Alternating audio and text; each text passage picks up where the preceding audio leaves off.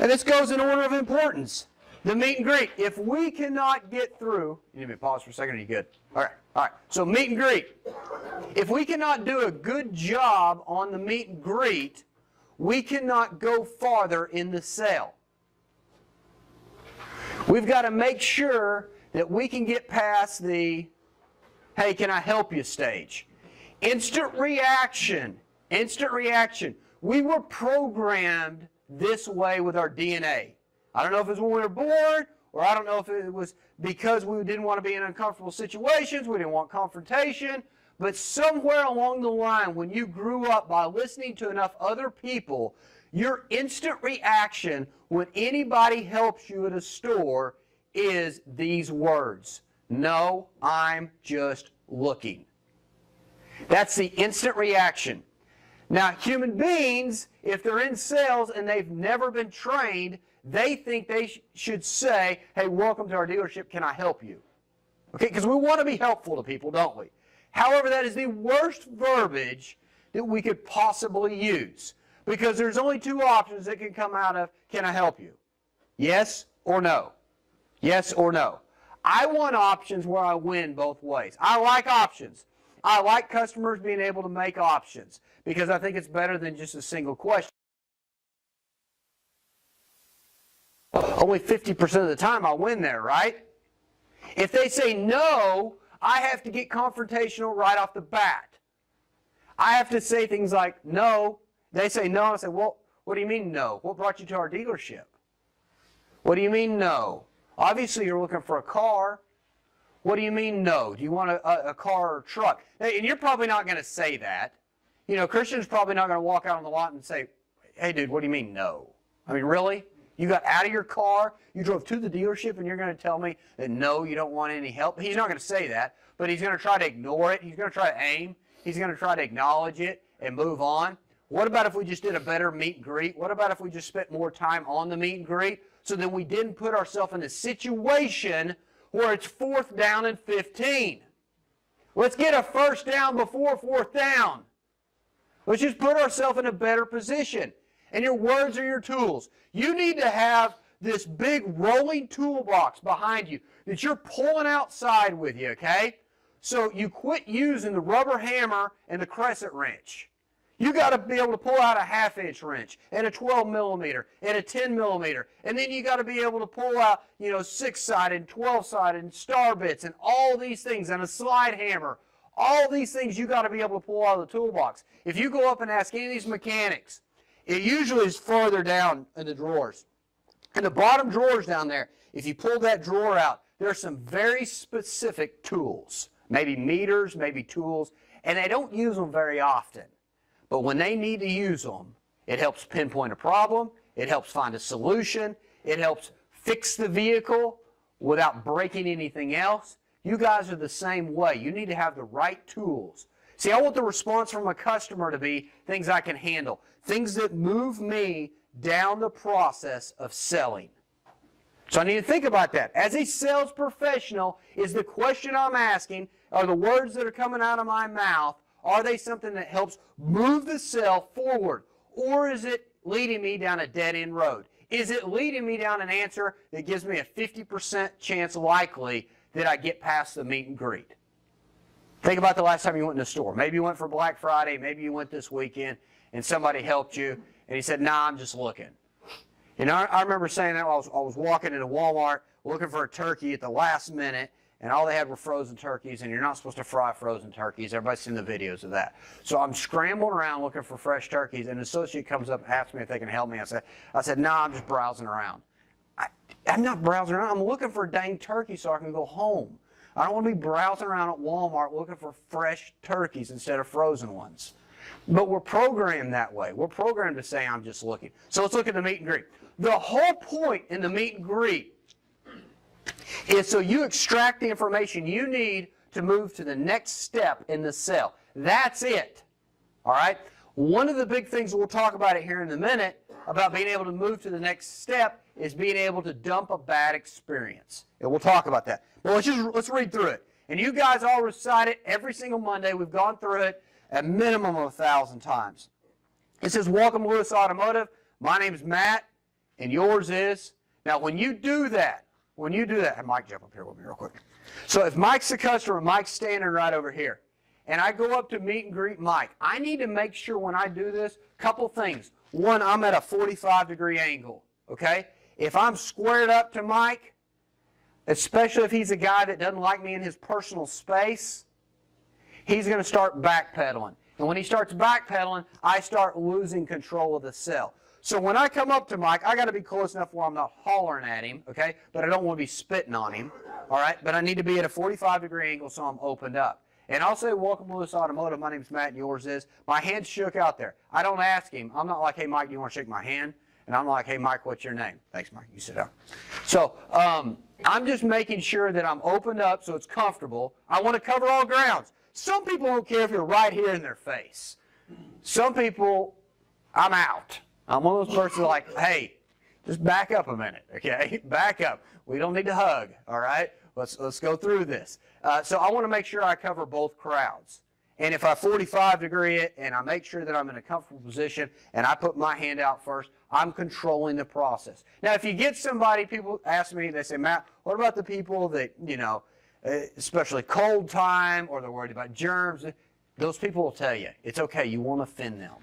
All right? The people that are that way, they'll tell you and say, hey, I completely respect that. And then back up a little bit and go forward, okay? But don't let those 10% determine the other 90%.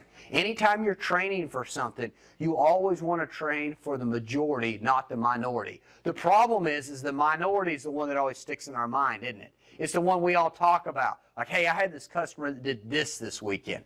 They were in this situation in their car. They did this when I said that. All right, so welcome to Lewis Automotive. My name's Matt, yours is. All right, so we get past that meet and greet. What my name is, what your name is. Look at the next line here. It says, are you here to see anyone in particular? Here's why this is important. If you don't ask the customer that, and some of y'all refrain from asking that question because you're like, you know what, I need to sell a car. If I don't open that door, I can't consider being skating somebody. If I don't ask that question, they never told me, so I'm never really guilty. Here's the issue. So I meet and greet Mike. Mike's my customer. I never ask him. I just say, hey, welcome to Lewis Automotive. My name's Matt, and yours is. He says, Mike. I say, great, what good things are happening to you today? He tells me, and I just leave out just that little bit. Just that little bit. Okay, so an hour and 15 minutes later, Mike and I have driven a Wrangler. We're sitting in the office. We're going through that. Matt Sims walks by the office. Mike goes, hey, what's that guy's name right there? I'm like, hey, that's Matt. He goes, yeah, I thought that's who that was. That's who I bought my last couple cars from.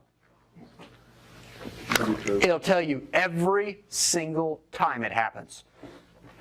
So now an hour and 15 minutes is wasted. I got to get confrontational with Matt. I'm going to get my manager. I'm going to try to make up some story about how Mike didn't like Matt, and he didn't ask for him, and he bought from him before, but he really didn't like how he treated him. He couldn't even remember his name. I'm going to come up with this elaborate story to tell my manager, to try to get my manager to buy in and be on my side, so I don't have to be the one that has to be confrontational with Matt. It can be my manager instead. Instead of, yeah, some of y'all know exactly what I'm talking about. You just don't want to admit to it, okay? So just ask. Are you here to see anyone in particular? If they say, well, yeah, I worked with some dude last time. I can't really remember his name, but he has red hair. And I'm like, hey, was he taller or shorter than me? Hey, he's a little bit taller. Hey, was it Chris Shadrick? Yeah, that's who it was. And then you roll through, okay? And I'll tell you this, the more people you help do that, the more they'll help you back. Okay? If you don't know who it is, all you got to do is put their name in socket and bingo. That's all you got to do. Now, and put their phone number and be like, oh, but it was in their maiden name, and now they're married. God, get over it. All right, so anyways, here we go. Next up, great, what good things are happening to you today? If the first 2 minutes, and you need to start making notes everywhere on this because you don't have to give this to a customer. You'll never remember everything I said unless you write it down. Your worst ink pen's better than your best memory. Just remember that. You think you got it in here, but you don't. You got to write it down. So, think about this. The first 2 minutes, we've got to spend building rapport. We've got to get a customer to know us, like us, and trust us before they'll buy from us. You always need to be thinking about that during the sales process. Know us, like us, and trust us. How can we get somebody to know us if all we talk about is the car? So you need some trigger words to start the conversation to get somebody to know you. Here's where those trigger words come from. Great, what good things are happening to you today? That's just an opening for me to ask another question. So if you need to write next to that or whatever, this is just the initial start so I can ask another question so I can learn about my customer. That's the point. So when I asked John, I don't know, we'll see what John comes up with here. John, what great things are happening to you today? I just need to look for a new vehicle for my son. Awesome, for your son. Is he turning 16, first car? First car, turning 16. Awesome. His big idea is what he wants. About what he wants. Now, will he be driving it to school? Yes. Okay, what school's that? He's going to be going to Harvard. He's going to be going to Harvard. And do y'all live in that area? Absolutely. You do. How long have you lived in the area? Couple years. Okay. Now, has your son turned 16 yet? Yes. Now, does he have other brothers and sisters that are driving yet? No. Doesn't have. So he's going to be the first. So will he tote them around? Yes. How many of them will be in the car? Just one. Okay, so big brother's going to be driving around in the car going to school. Now, will y'all let him drive right off the bat, or is this a 6-month deal, or what's the timeline? He's going to drive right off the bat. He's been practicing. Right off the bat. All right, awesome. Okay, so now did you hear every single thing he said? I asked another question. And I started formulating. I now know that he lives in Springdale. I know where his kid's going to school. I know who he's going to have in the car with him. I know the timeline they're on. Now can I do a better job selling him? By taking, how many seconds did that take? 45 seconds? Not even that. Now John's starting to think too, man, I've met a guy that's asking questions so he can help me with my situation. Now they're not going to all start answering like that with John. John's doing it because I asked him to, okay? And he doesn't really have a choice in this room. So the customer, the first couple times you ask them a question, they're going to be standoffish. You've got to break through that ice. But now I can do a better job selling John because I know his timeline's now. I know his son's already 16. I know he's going to be hauling his other brother to school. I know how far they're going to go. And I know his son already has an idea of what he's looking for. So I can tailor-make my entire sales process around that because I asked some questions. All right? So, as we continue to go down through it, you've got to use that. Let me just tell you, if he hadn't said for his son, if he said, hey, well, I'm off work today, that's the fat pitch. You're always looking for the fat pitch, all right, as we go down through there. Let me ask Stanley. Let's go through this one more time and see what we get to. Stanley's going to tell me that he's off work today, and then you can say whatever you want to after that. Hey, Stanley, what great things are happening to you today? I'm just off work today looking for a new truck. Oh, man, a nice day to do it, isn't it? Beautiful day, couldn't ask for better. Now, did you work here in Fayetteville? Yes. Okay, so I know Stanley works in Fayetteville, right? Let's say I don't know he works in Fayetteville. It's okay, isn't it? You're like, Matt, but you can't predict what a customer's going to say. No, I can't. So tell me you don't work in Fayetteville. Okay. Do you work here in Fayetteville? I work in Bentonville. You work in Bentonville. All right. And how long have you worked up there? I've been up there about 12 years. About 12 years. And where's that at? At the home office at Walmart. At the home office of Walmart. Awesome. What do you do with them? Just computer, technology. Oh, man, I got an issue going on with my computer. Can you come look at it? I'd love to, man. You don't never get asked that, do you? All the time. Hey, now, do you live in Bentonville too, or do you commute there every day? I also live in Fayetteville and I commute to Bentonville every day. You commute. Okay, well, so this car, will you be driving to and from work? Yes, I will. You will. And besides doing that, how else would you use the car? Just weekends, family going out to eat. The whole family? And how many people would be riding with you when it was your family? There's just two of us. Two of y'all gone. Okay, awesome. So, what do I know about Stanley? Works in Bentonville. He's been there for 12 years. Okay, he knows a lot about computers. All right, he computes from Fayetteville to Bentonville every single day. So if you just take a shot in the dark on where you think, hey, do your kids go to school here in Fayetteville? No, they don't. Well, where do they go to school? Out in Farmington. Blah, blah, blah. I'm building rapport. If I don't ask questions to be able to build rapport, I'll never build rapport. And if I don't build rapport, there's no way they can answer the questions, do I know you and do I like you? And if they don't know me and they don't like me, how in the world could they trust me? The only way you can sell a car if somebody doesn't trust you is by having the lowest price, and that doesn't even always work. So you can either have a race to the bottom, make the least amount of commission, not enjoy the sales process, and have a customer ring you out like a rag doll, or you can start asking the right questions to build rapport so somebody gets to know you, like you, and trust you. That's why it's so important about this meet and greet, because there's key questions that you ask to extract the information so you can move down the line. The better job you do at the meet and greet and the more fat pitches you hit, the smoother the sales process will go. The quicker you'll get the customer on the right vehicle with the right equipment for the least amount of money. The easier job you'll have bumping somebody's payment down the line because they know you, like you, and trust you. And they'll close at a higher percentage. I promise you the process will be way more enjoyable for you if you have somebody engaged. All right. Tell me, how'd you expect to be treated at the dealership? Now, I would say less than 1% of y'all in here ask that.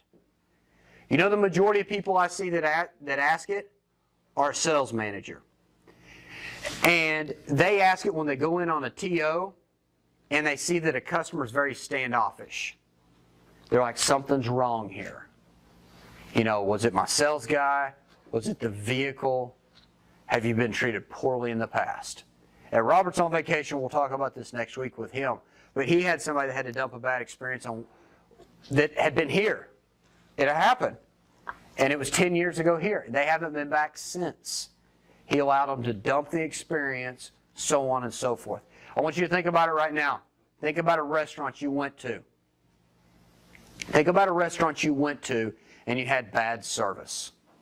Bad service. Reality is, why do you go to a restaurant?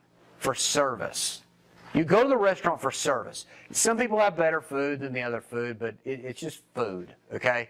And as long as it's like right here and not just awful, then okay, you're going for the experience, to enjoy an evening with your wife, with your friends, to get to catch up with some people that came in town.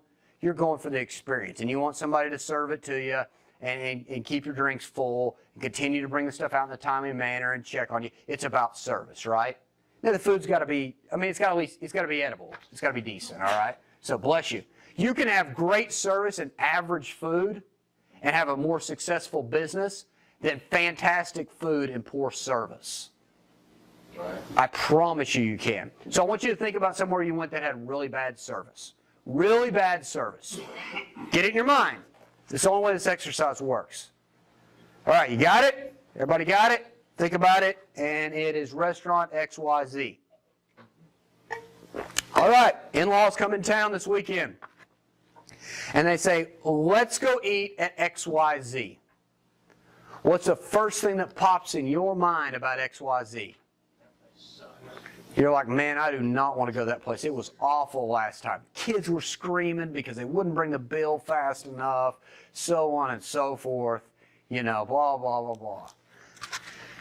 That's in the back of your mind. So a customer, if they've had a bad car buying experience and they were treated poorly and we didn't go through the process correctly, the next time they go to buy a vehicle, that's in the back of their mind. You will not be able to sell through that until you allow somebody to dump it. So how do you allow them to dump it? Well, let's say we're at the restaurant, okay? So the in-laws talk you into going to X, Y, and Z. Your wife tells you, she's like, listen, let's just go. It's just one night. I know you don't like that place. Let's just go. It's their favorite place. Don't rock the boat. Get in the car. Go to the restaurant. You say, yes, ma'am. Okay, you get there. So, waiter comes up to the table and says, hey, how are y'all? I'd like to tell you about our specials. Have you been here before? You're like, yeah. So if I can read that on somebody and somebody goes, yeah, and they're not smiling, I know they had a bad experience.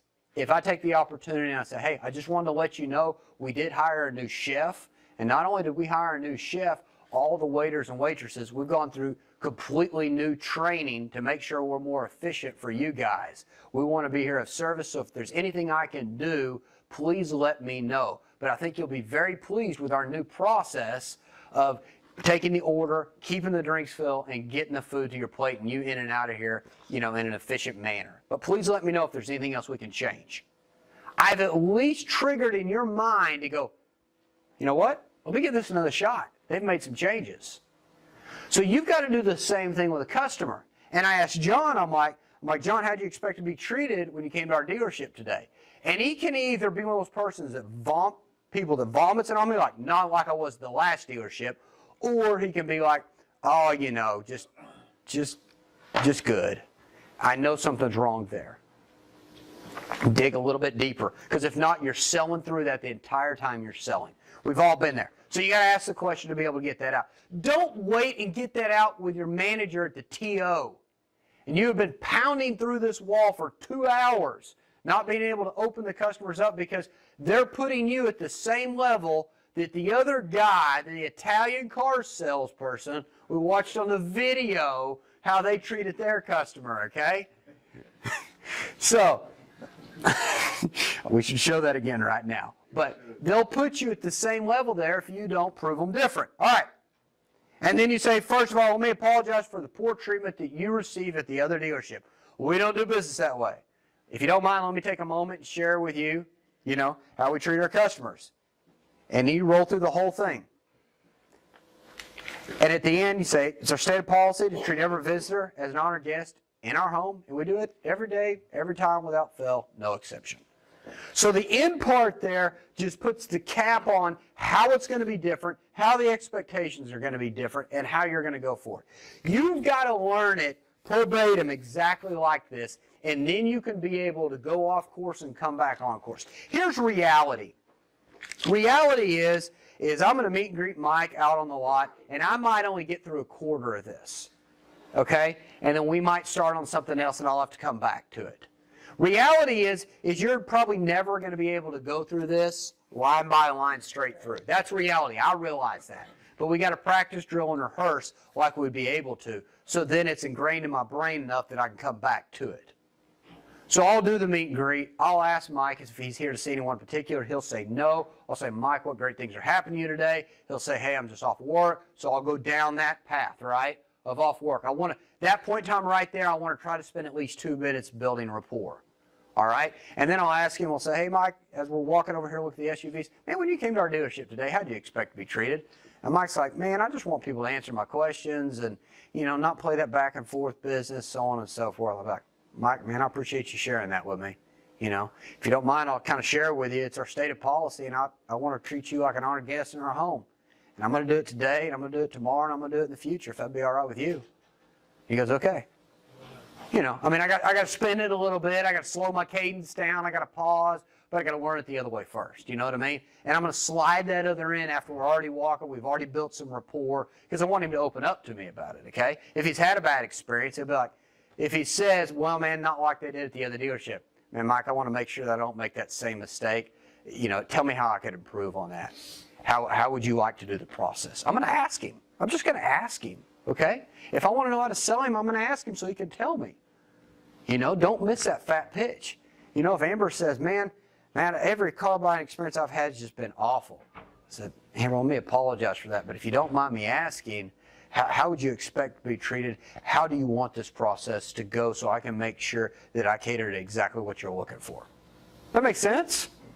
Now she knows, hey, I got somebody that's listening to me, they care about me, they're already getting to know me, and they ask me exactly how I would like to buy a car. Nobody does that, though. This takes time. They don't teach this. This takes some time to be able to be that smooth and to change the verbiage and to ask and to not sound like I'm canned and to build that rapport. That takes time. But you know what? If I'm not good at the meet and greet, I'm not going to be any good at the test drive because I won't have the customer to test drive with. That's the bottom line. All right, so as you go through this, we're going to role play, and you role play standing up. Because we practice how we're going to perform. All right? We don't ever do the meet and greet sitting down, do we? We're out there on the lot. You will hold this in front of your face. Okay? And I'll give a quick disclaimer here. And this is just reality. All right? You will train your brain on what to do. This is happening whether you want it to or not. if as a role play partner, if you hold the words right here and you've trained somebody to read them from right here, what happens when I move this? Where are my eyes? You always want to have eye contact with people, not looking down, not looking other ways. I'm just telling you, it's just muscle memory in somebody's brain. You want to practice how you're going to perform. So I move this, and I've got eye contact, exactly how I would do it out there on the lot with a customer. Okay? You don't want something small like that to tip somebody off from being able to go forward with the sales process. All right, so team up. Every person goes through it once.